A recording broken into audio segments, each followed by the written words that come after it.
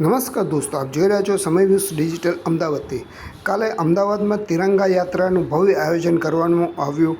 વ્યાસવાડીથી લઈને Subhash bridge RTO circle સુધીનું આ આયોજન કરવામાં આવ્યું હતું, જેમાં ગુજરાતના મુખ્યમંત્રી શ્રી ભૂપેન્દ્રભાઈ પટેલ પોતે હાજર રહ્યા હતા। આપ જોઈ શકો છો કે મુખ્યમંત્રીનો કાફલો અત્યારના જઈ રહ્યો છે।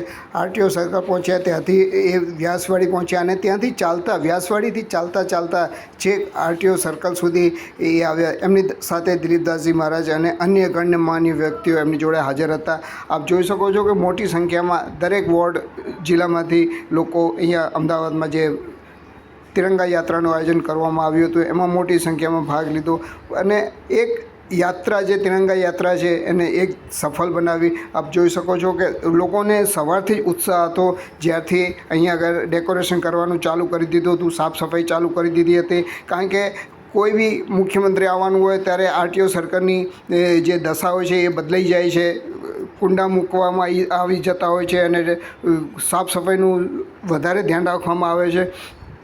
ને આપ જોઈ શકો છો કે એક મોટો કાફલો મુખ્યમંત્રીનો જઈ રહ્યો છે અને એ આરટીઓ સર્કલ પાસે જશે ને ત્યાંથી પછી વ્યાસવાડી જઈને પછી ફરી આરટીઓ સર્કલ આવશે અને ત્યાંથી જે સુભાષચંદ્રનું બાવલું છે એમને પુષ્પાંજલિ અર્પિત કરી અને આ જે કાર્યક્રમ છે તેને સફળ બનાવશે। આપ જોઈ શકો છો કે મોટી સંખ્યામાં લોકો રાહ જોઈ રહ્યા છે અને જ્યારે આવે છે મુખ્યમંત્રી ચાલતા બધાની સાથે ત્યાં લોકોમાં ઉત્સાહનો અનેરો આનંદ હોય છે। ને આ જે તિરંગા યાત્રા છે એ ખૂબ જ સુંદર અને સરળ રહી છે આજે।